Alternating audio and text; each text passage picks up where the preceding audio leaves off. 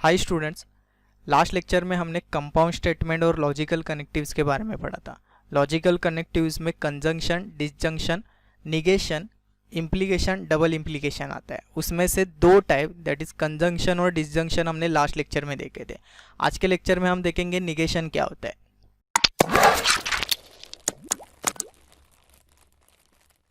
Negation क्या होता है देखते हैं। निगेशन का स्टेटमेंट देखेंगे। The negation of a statement is generally formed by inserting word not. Okay, हमें not word ऐड करना है। आगे क्या लिखा है, at a some proper place in a statement or by prefixing the statement with it is not the case that it is false that it is not true that। मतलब statement के आगे इन तीनों में से एक लिखोगे तो वो स्टेटमेंट निगेटिव बन जाएगा, या फिर एक पर्टिकुलर जगह पे आपको नॉट लिखना है, वो ग्रामेटिकली लिखना होगा नॉट। ओके, आगे देखते हैं। The negation of a statement P is written as negation of P. मतलब आपको एक पी स्टेटमेंट दिया होगा तो उसका निगेशन क्या हो जाएगा, निगेशन ऑफ पी। क्यू दिया होगा तो स्टेटमेंट ऐसा लिखोगे क्यू। ओके, रीड करते समय करोगे निगेशन क्यू। आर दिया होगा तो ऐसे रीड करोगे निगेशन ऑफ आर। ओके, या फिर नॉट आर, नॉट पी, ऐसे लिख सकते हो। आगे निगेशन का ट्रूथ टेबल देखते हैं, एकदम इजी है। पी में उन्होंने टी एफ लिखा है, वहाँ यहाँ पे वो रूल मत लगाओ टी को 1 कंसिडर करना, एफ को 0, वो ज़रूरत भी नहीं है।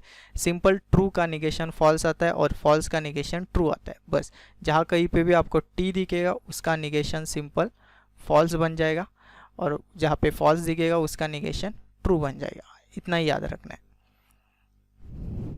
आगे डायरेक्ट एक्सरसाइज सॉल्व करते हैं, क्योंकि इसमें ज़्यादा बताने वाली कोई बात ही नहीं है, आराम से कोई भी सॉल्व कर सकता है इस एक्सरसाइज को। देखना, पहला क्वेश्चन क्या है, right the negation of each of the following statement. लिखा है ऑल मेन आर एनिमल, तो इसको निगेशन बनाना है तो यहाँ पे नॉट नहीं है तो हम नॉट डालेंगे। ऑल मेन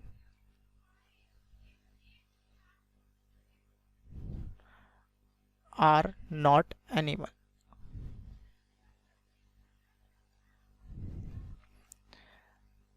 सेकेंड क्या दिया है, -3 इज अ नेचुरल नंबर, तो यहाँ पे लिखोगे -3 इज नॉट नेचुरल नंबर। बस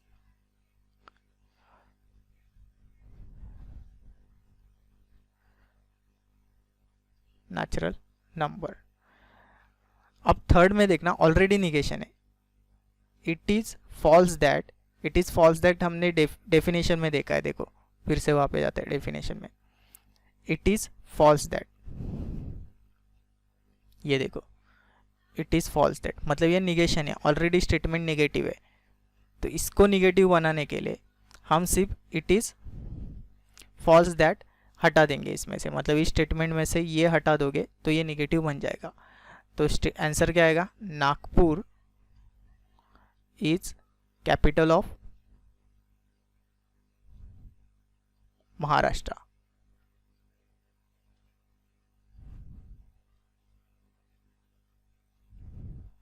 देखो यहाँ पे हमें ट्रू या फॉल्स नहीं बताना है, सिंपल आपको निगेशन बनाना है। मतलब अगर स्टेटमेंट पॉजिटिव होगा तो उसको निगेटिव बनाओ, अगर निगेटिव होगा तो उसको पॉजिटिव बनाओ, मतलब स्टेटमेंट का अपोजिट बनाना है। हाँ, पर यहाँ पे अपोजिट वर्ड मत यूज करना है। जैसे कि आपको अगर क्वेश्चन आएगा कि रमेश इज टॉल, तो इसका निगेशन ऐसे नहीं बनेगा कि Ramesh is short, Ramesh is short. यह आंसर गलत है, तो सिंपली यहाँ पे लिखना है इज नॉट टॉल, यह आंसर करेक्ट है।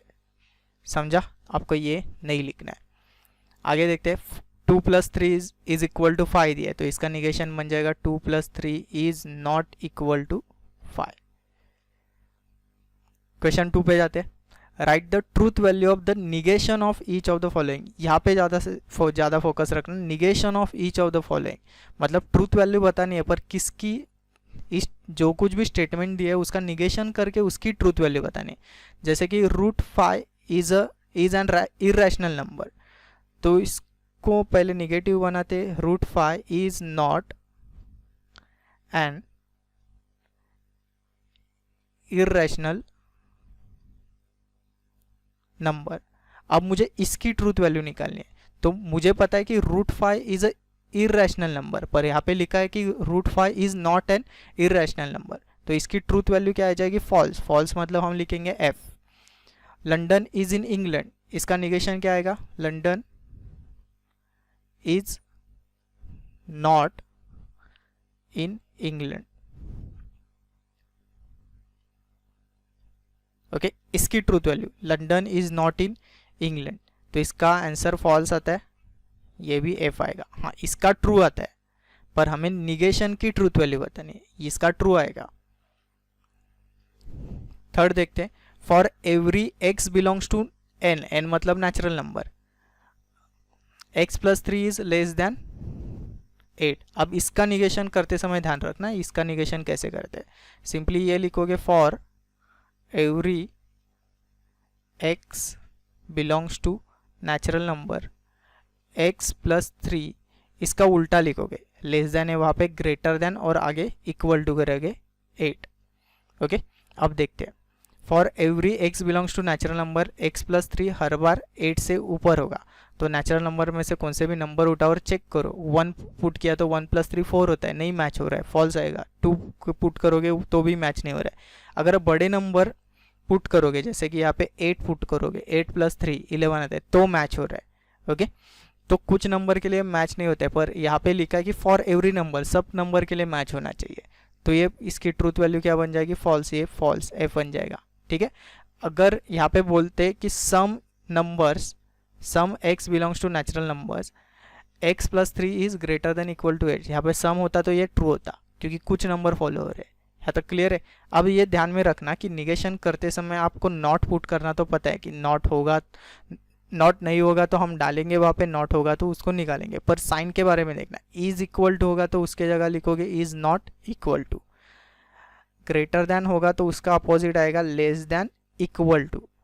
ओके, लेस देन होगा तो उसका निगेशन आएगा ये ऐसा, ग्रेटर देन इक्वल टू। हाँ, अगर ग्रेटर देन इक्वल टू होगा तो उसका निगेशन सिर्फ लेस देन आएगा, और लेस देन इक्वल टू होगा तो उसका निगेशन ऐसा आता है। ये दिमाग में रखना पूरा, मतलब वाइस वर्सा है, सेम। ठीक है, तो इतनी सी एक्सरसाइज थी, आराम से, इसको प्रैक्टिस की भी ज़रूरत नहीं है, सिर्फ निगेशन के समय इस साइन के निगेशन को ध्यान में रखना, बाकी सब निगेशन आप आराम से कर लोगे।